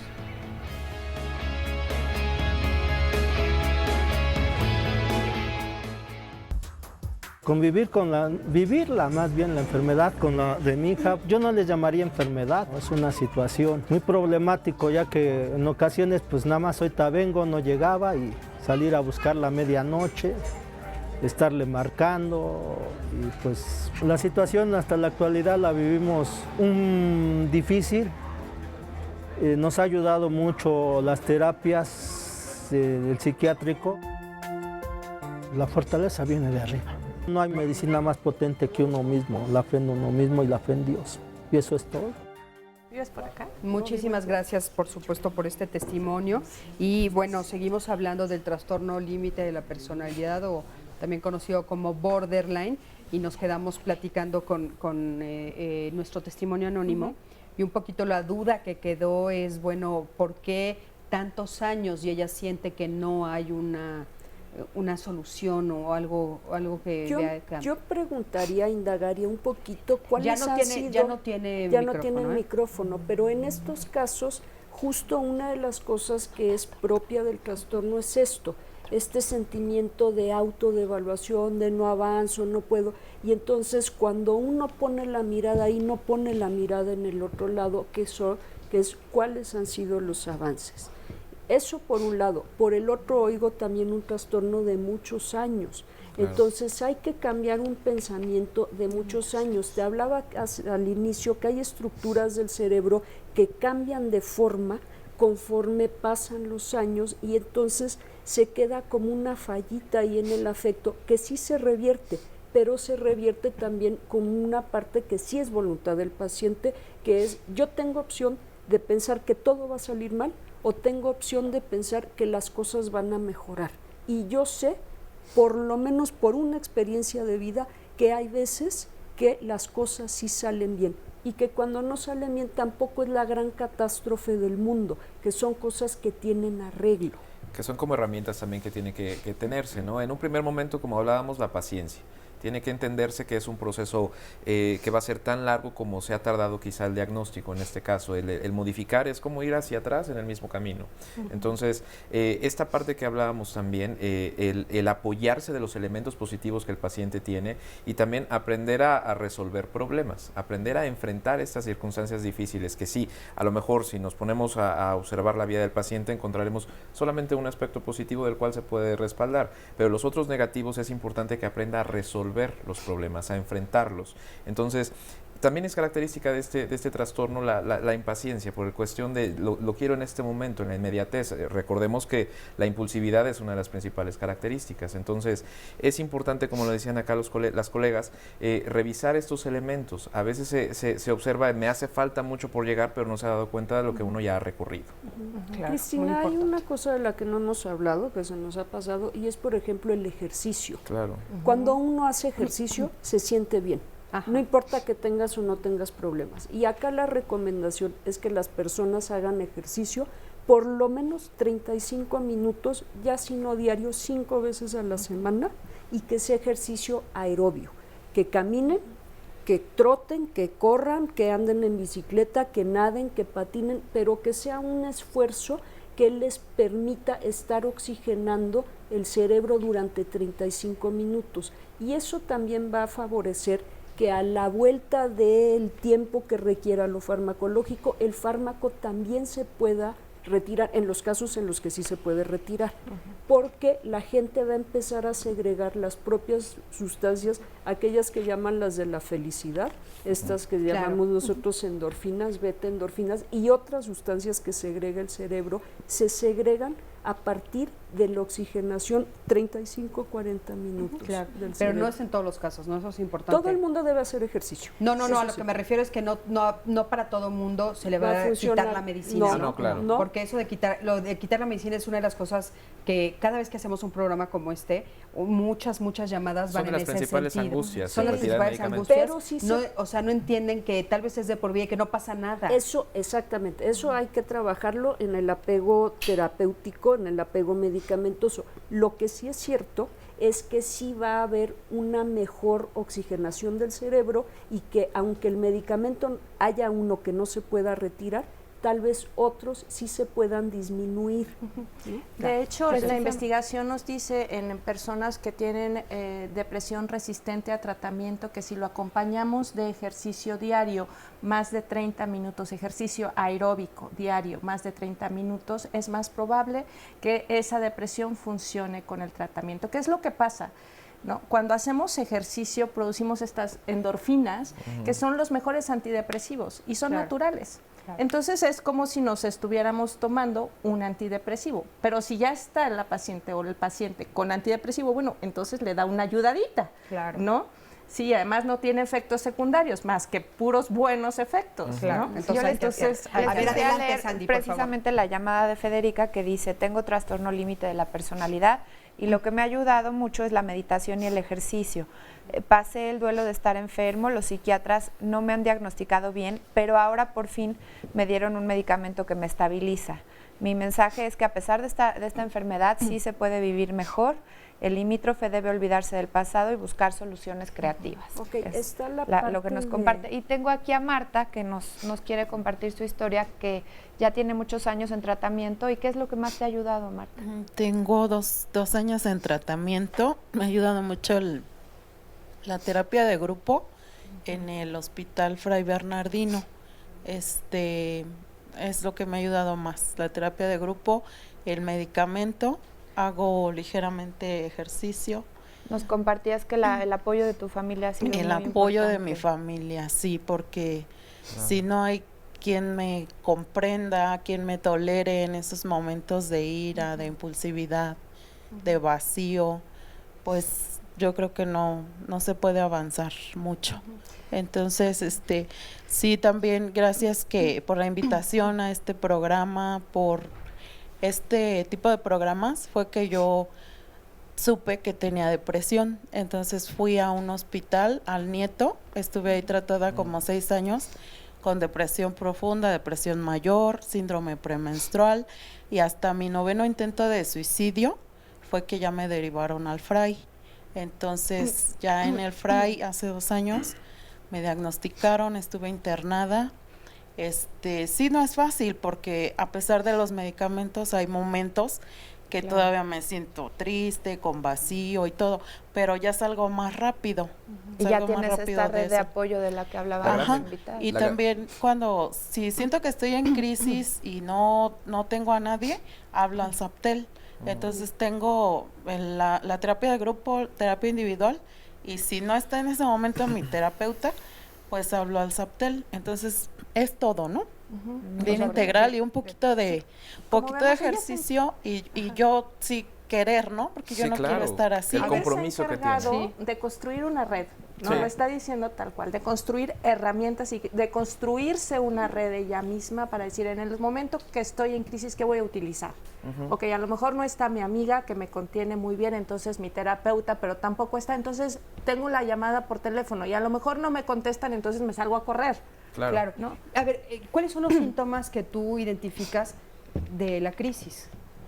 En la crisis, que dices, ya voy a entrar en crisis, necesito como una crisis de ansiedad. Me pongo, cuando estoy de malas, tengo algún problema, quiero gritar, quiero pegar a mis hijos, a mi esposo, al perro, a quien se me ponga enfrente, y después muchas ganas de llorar, y llorar, y llorar, y llorar, y llorar hasta quedarme dormida, o a veces nada más es mucho sueño, ganas de no hacer nada, como decía en la cápsula, no ganas ni de morir.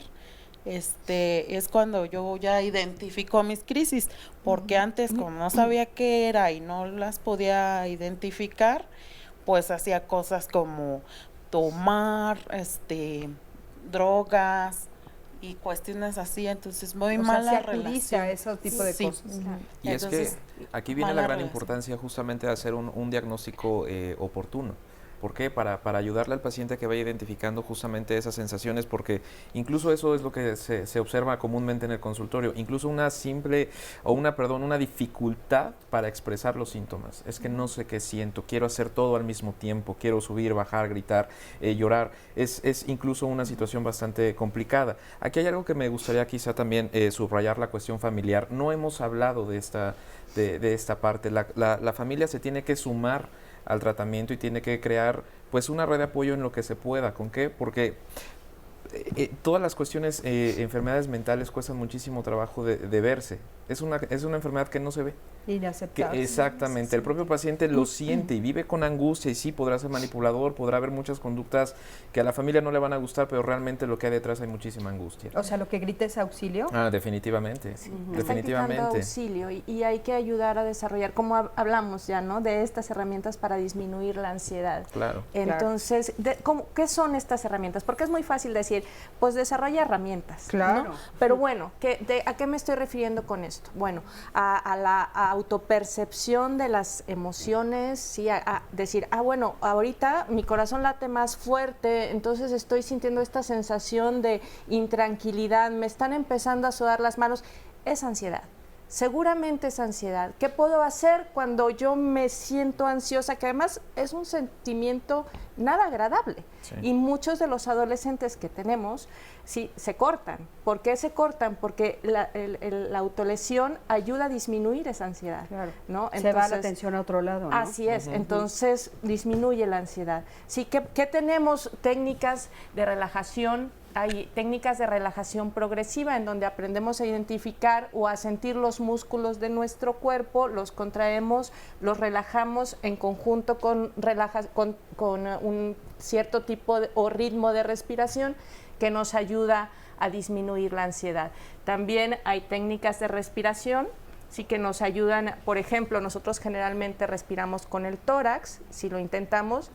Normalmente respiramos con el tórax, pero si intentamos respirar con los músculos del abdomen, por ejemplo, va a ser una respiración más profunda. Es una respiración más profunda que nos ayuda después de 3 o 4 respiraciones en donde inhalamos por la nariz y expiramos por la boca con los dientes de esta forma, ¿sí? Muy probablemente vamos a sentir que nos vamos relajando de forma inconsciente, ¿sí? Nuestro cuerpo se va relajando y nos vamos a sentirnos mejor en ese momento. Entonces, creo que es importante saber esas muy técnicas. importante saber estas técnicas que nos ayudan a contender con lo más difícil de contender en este caso, que es la ansiedad tan importante que se puede sentir en los momentos de crisis. Gracias. Sandy, adelante, por favor. Muchas gracias, Marta. Acá nos acompaña también Cintia, que nos va a platicar su historia. Adelante. Sí, bueno, yo tengo 31 años de edad, fui diagnosticada a los 25 años, pero bueno, yo sí notaba que desde pequeña, desde los 6, 7 años ya tenía depresión, pero bueno, jamás fue tratado porque yo estaba muy pequeña, pero con el paso del tiempo era lo que decían, ¿a qué también viene con esta enfermedad? Yo también padecí a lo largo del tiempo consumo de sustancias, farmacodependencia, en un momento hubo tabaquismo, alcoholismo, incluso hasta periodos ¿cómo se dice? Una crisis de que yo no podía ni comer, o sea, acompañado de muchas cosas. Ahorita tengo un poquito más de 2 años que no tomo medicamento, sigo con mis terapias y la verdad es que me han ayudado mucho. Yo lo que entendí de esto es que se pueden dar pastillas, puede haber una persona ahí enfrente de ti escuchándote o dándote consejos, pero realmente el 50% es de parte de uno. Si uno no quiere salir adelante, no se puede, o sea, realmente uno tiene que tener esa perspectiva de decir ya no más. Era como decía, ¿cómo identificas una crisis? Por ejemplo, mis crisis eran muy agudas. Ya estaba yo somatizando absolutamente todos los problemas, ya era cada ratito de ir al hospital, vómitos y dolores de espalda, y no quería comer, y dolores de cabeza. Incluso llegó un momento en que yo claramente veía cómo se refractaba la pared, ¿no? Y las personas que estaban enfrente de mí se hacían grandes y yo me hacía pequeñita, ¿no? Y eran cuestiones así muy fuertes. La angustia de mis padres, también el verme cómo me lastimaba, exactamente, porque también tuve intentos de suicidio. ¿Ellos qué hicieron, tus papás? Me llevaron al psiquiátrico de Ramón de la Fuente. En una de esas crisis que me puse muy mal, ya tenía muchos días sin comer y me estaba ya dando un paro ¿cardíaco? Sí, ya que ya no tenía líquidos en el cuerpo. Entonces, a partir de ahí, me llevaron primero a un hospital para restablecerme físicamente y después me llevaron al psiquiátrico para que ahí me vieran y ahí ya después de muchos exámenes llegaron a la conclusión de que yo tenía límite trastorno de la personalidad. ¿Y hoy cómo te sientes? Ahorita me siento bien. Afortunadamente, el identificar mis crisis me ha ayudado mucho. el ver cómo comienzo a sentir que late el corazón fuerte o se calienta el cuerpo o la cabeza empieza a sentirse abotargada o cosas así. Yo sinceramente sí era de las que salía inmediatamente a correr. ¿Y si te ayudaba? Sí, sí me ayudaba mucho. Y aparte, ahorita lo que más me ha ayudado es ya pensar en la consecuencia. Ya no quiero llegar al hospital, ya no quiero autolesionarme, ya no quiero hacerme más daño físico ni emocional. Y entonces, eso es lo que ahorita yo ya identifiqué, que ahorita yo no quiero eso, y como no quiero eso, lo estoy haciendo simplemente a un lado. Pero ha sido un camino, ¿no? Sí, para toda la sí, gente que claro nos que ve. sí, Pero porque ¿cómo, sí cómo se se- puede. digo, Un muchísimas camino gracias por tu recorrido. testimonio, Sí, gracias. es muy Sí. claro, pero ¿cómo se llega a ese punto? A Es ver, justamente, por ejemplo, tú consumías, nos dices, ¿no? sí, que ella consumía. Es justamente eso que llaman tocar fondo, porque andar consumiendo es un infierno. O sea, estás deshidratado, estás intoxicado, la angustia te baja un ratito, pero luego te vuelve a subir. Entonces es justamente, y pensando en la persona que antes nos compartía que no ve avances, tiene que haber un punto de partida de decir, estoy peor con esto que con esto. Entonces sí me siento mal con la angustia, pero puedo empezar a cortarme, puedo empezar a consumir, o me puedo salir a correr. Entonces hay ahí ese punto de partida que es justamente en lo que trabajamos los terapeutas, que es la parte de higiene mental, la parte que sí está sana. Nosotros no trabajamos desde la enfermedad, trabajamos desde los recursos, desde la parte que está sana. Y hay gente tan sabia que dice, me salgo a correr. Me siento súper mal y tengo ganas de empinarme la botella entera, pero me salgo a correr. Sí, es que muy representa un esfuerzo muy grande, cuando estoy deprimida, cuando no tengo energía, cuando no dormí bien, cuando me siento súper mal. Claro, por supuesto. Nos vamos a ir a un corte, en un momentito regresamos, quédate con nosotros.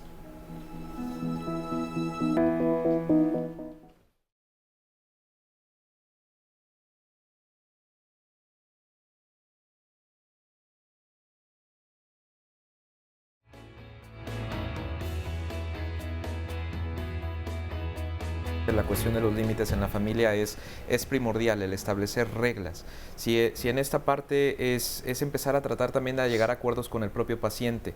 Necesita una serie de evaluaciones completas, no solamente la parte psiquiátrica, sino también la parte psicológica, para poder llegar como al diagnóstico de trastorno borde. En un primer momento el paciente se niega a asistir a tratamiento. El familiar o en este caso el tutor, los padres, quien tengan más contacto con el paciente, es importante que asistan primero al tratamiento. ¿Para qué? Para que se vayan reforzando a sí mismos, vayan conociendo un poco cómo manejar determinadas situaciones con el paciente. Como cualquier otro trastorno de personalidad o incluso una enfermedad mental, es tratable. Tratable es que no va a desaparecer, sin embargo, con un buen fármaco, con una buena opción terapéutica y con una buena enseñanza al paciente. Se hablaba hace un momento de la técnica psicoeducativa, que es fundamental con cualquier enfermedad mental, el conocer los síntomas de la enfermedad, el que el paciente vaya aceptando su enfermedad. El trastorno límite no es algo curable porque es algo parte de nuestra personalidad, es como si quitara nuestra personalidad, pero sí es modificable completamente. Si ayudamos al paciente de forma adecuada para quitar otros síntomas acompañantes como depresión o la ansiedad importante, podemos mejorar muchísimo su calidad de vida. Claro. Entonces, cuando existe realmente un buen psicoterapeuta y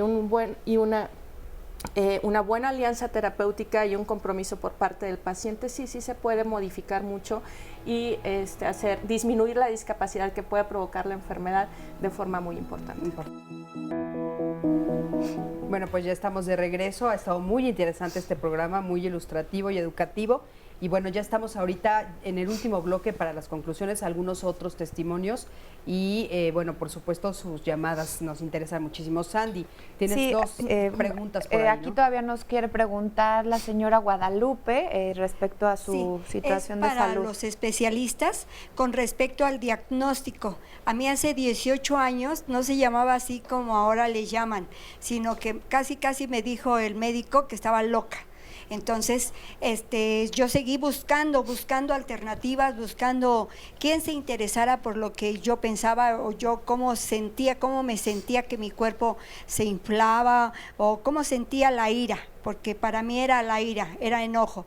Entonces, afortunadamente sí hubo quien me diagnosticó muy bien, me mandaron con el endocrinólogo y estoy tomando levotiroxina y con eso es el 80% de una estabilidad, no totalmente, pero como dijeron mis compañeros, no quiero estar en el hospital, no quiero ver médicos, no quiero estar enferma, me tomo mi medicamento como debe de ser, en ayunas, media hora después los alimentos, procuro hacer ejercicio, no mucho porque me canso, pero sí lo hago, pero dentro de lo que cabe. Y cuando estoy muy desesperada, pues yo hablo a Catolitel y ahí me dan muchas muy buenas respuestas y estoy mejor. Así es de que para los especialistas también ténganle paciencia a sus pacientes. Gracias. Claro que sí. Y sabes que, Cris, para los televidentes, qué importante que vean que las personas se van encontrando con recursos y los van haciendo suyos y cada quien pues como a ver, Sandy, ¿quieren hacer un comentario? Eso es muy importante porque muchas enfermedades de la tiroides, que es lo que ella tiene, dan síntomas. O sea, ella no tiene un trastorno. No sabemos si tiene algo de la personalidad, pero porque está tomando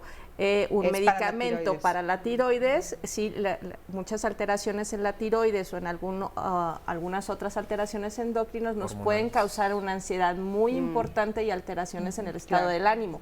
Entonces siempre hay que descartar que sea otro tipo de enfermedad para dar el adecuado tratamiento. Claro, importantísimo. Y bueno, hace ratito se hablaba de la familia, tenemos aquí la llamada de Alicia González, dice, tengo una hija con trastorno límite de la personalidad, hay familiares que entienden el problema, pero hay otros que no, son momentos muy difíciles para mi hija. Aquí en nuestra pequeña población, no tengo el dato de dónde es, pero dice que no hay especialistas. ¿Y cómo recomiendan entonces que se maneje en familia el trastorno? Ya se habló de esto y me gustaría ligarlo con la mamá de Cintia, que también quiere participar y darnos un breve comentario. Sí, buenas tardes. Mire, la situación es, digamos, familiar. Es familiar porque es como el alcohólico, no nada más jala con él, sino jala con todo el mundo. Ellos también, no nada más es su coraje con él, sino con las cosas que hacen, pues también uno se enoja y también uno se entristece y también uno llora. Claro. ¿Qué hacemos? ¿A dónde vamos? ¿Cómo lo tratamos? Okay. Yo cómo trato a mi hija cuando se enoja, la ignoro, porque si no yo le contesto también. Yo estoy enferma, entonces para mí, cuando la veo contenta me da mucha alegría, pero a veces dura un poquito más enojada que contenta. Entonces para mí y para mi esposo, porque nada más somos los tres, pues ¿qué hacemos? Y llora, pues no le hables, pues espérate, al rato sale y se encierra, o cualquier cosa así. Yo les pregunto a ustedes, para nosotros, ¿qué hacemos? Okay. ¿Qué vamos a hacer? A ver, Liz, quisiera por favor. Gracias. Efectivamente, en la familia vive su hija, vive usted y viven todos sus síntomas. El enojo, la tristeza, la alegría. Entonces, el enojo no nos cae bien. Ignore el enojo, no le ignore a ella. Esa es una recomendación que hacemos los terapeutas familiares. Es como tener a alguien más, a otra persona metida ahí dentro de la casa. Y esa al final no es su hija. Entonces, lo que se recomienda en la terapia de familia es trabajar con el síntoma como algo que no pedimos y que está ahí. Entonces, no le haga caso al enojo. Digo, también hay una responsabilidad de quien se enoja de qué hace con su enojo, porque si el que se enoja está aventando toda la vajilla contra la pared, bueno, entonces no podemos ignorar ese enojo. Para eso el establecimiento de límites y la autorregulación, que oigo que ella sí tiene autorregulación. Entonces hay que trabajar con el enojo, sentarse en un momento en que ella no esté enojada y hablar de eso y ver qué van a hacer. Porque tal vez también ella necesite un espacio para llevarse a su enojo y estar con su enojo de manera que ese enojo no dañe al resto de los miembros de la familia.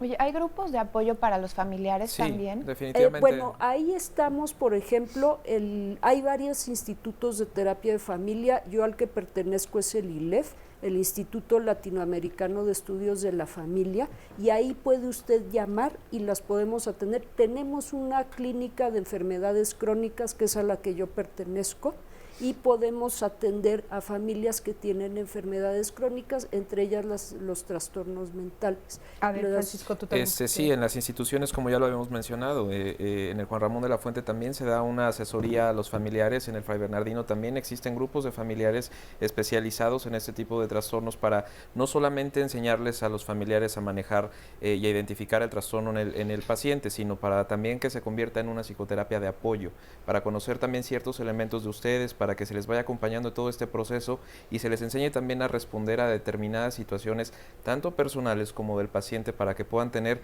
un mejor resultado y una mejor red de apoyo. Claro, importantísimo, eso es muy importante.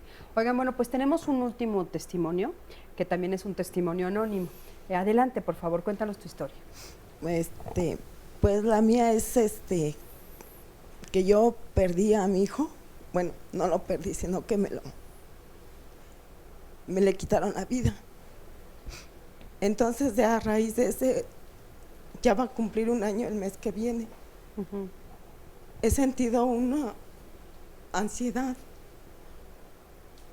un miedo que no lo puedo describir, porque no me deja, que tiene, no sé, tengo otros hijos, pero él como que me cambió todo, ¿sí? Al arrancármelo, me lo arrancaron a mí, me cambió todo. Yo antes sí me arreglaba, hacía mi trabajo como debería de ser. Ahorita ya no tengo, es más, ni salir a la calle le hallo sentido, ¿sí?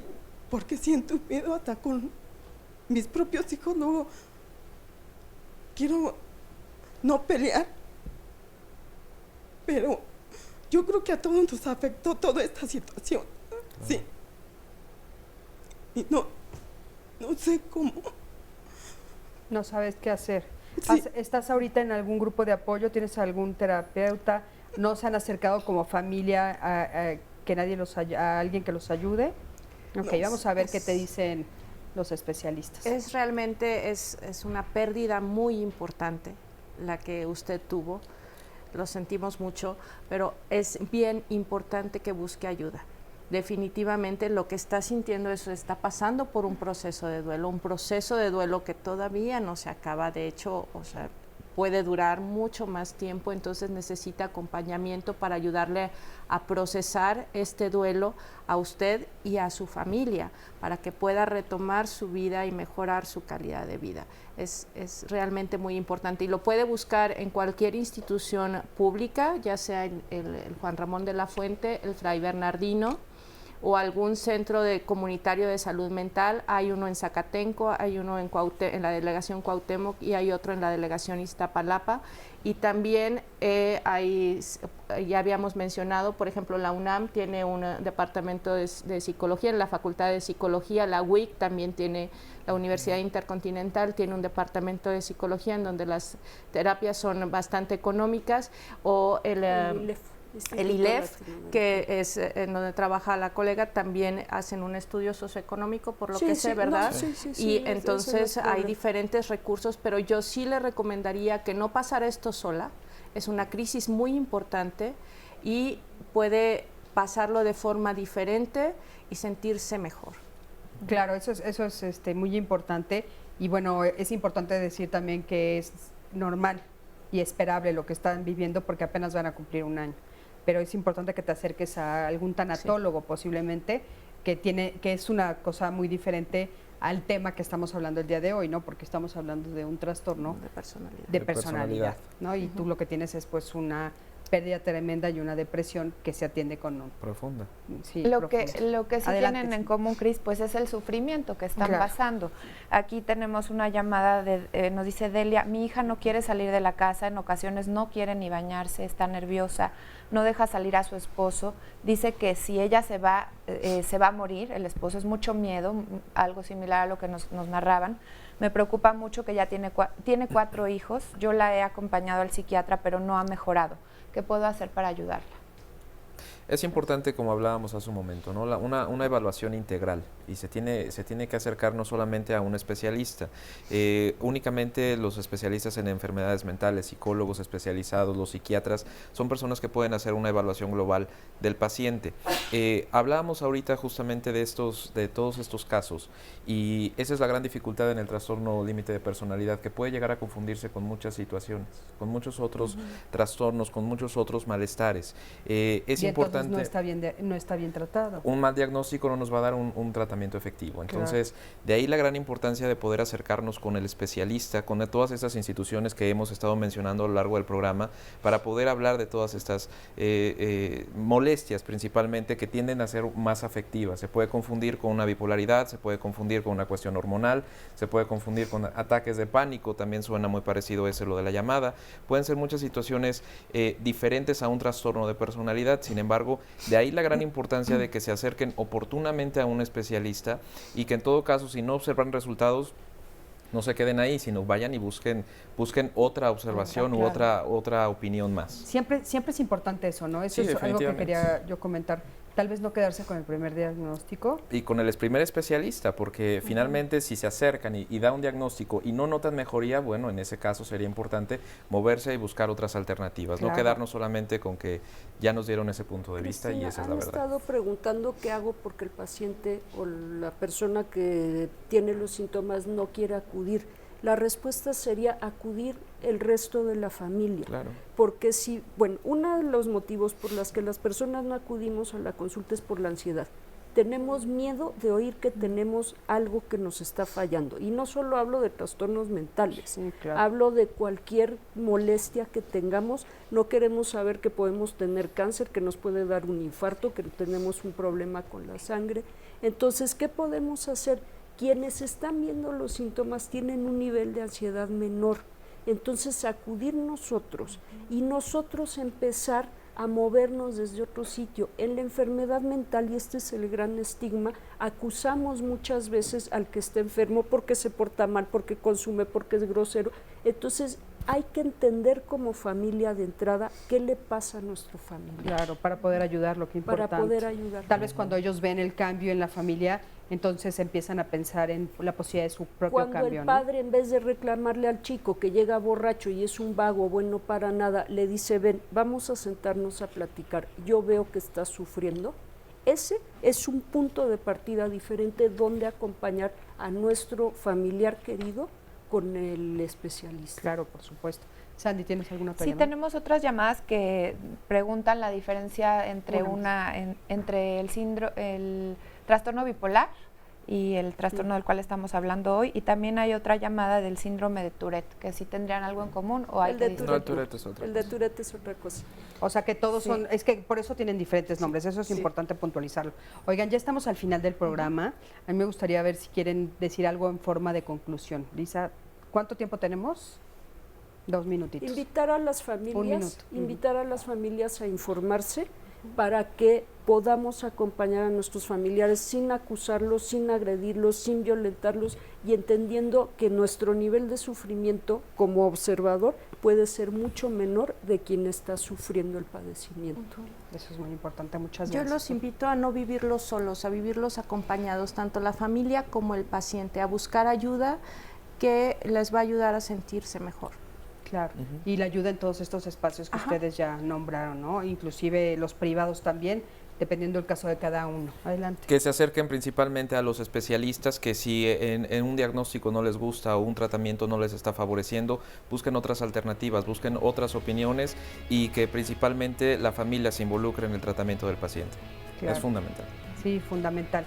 Pues bueno, es muy importante todo lo que escuchamos. Les agradecemos muchísimo a ustedes Gracias. tres por haber estado aquí, por haberse tomado el tiempo. por supuesto a Sandy, que estuvo ahora ahí apoyándome allá con Oye, el Cris, a ver si público. rapidísimo me da tiempo de leerte. Pero rapidísimo, Hay mi un Sandy. testimonio de Ángeles que dice: he tenido este trastorno, me he lesionado, tengo sentimientos de abandono, soledad. Y lo que me ha ayudado es el ejercicio, precisamente de lo que hablábamos, y he tomado algunos test también, pero el ejercicio básicamente dice que no lo deja. Perfecto, muy bien. Muchísimas gracias a todo el público que estuvo aquí con nosotros, que nos platicó su historia. Muchísimas gracias a ti, que siempre estás del otro lado de la pantalla. Yo soy Cristina Jáuregui y nos vemos aquí el próximo martes en Diálogos en Confianza. Hasta luego.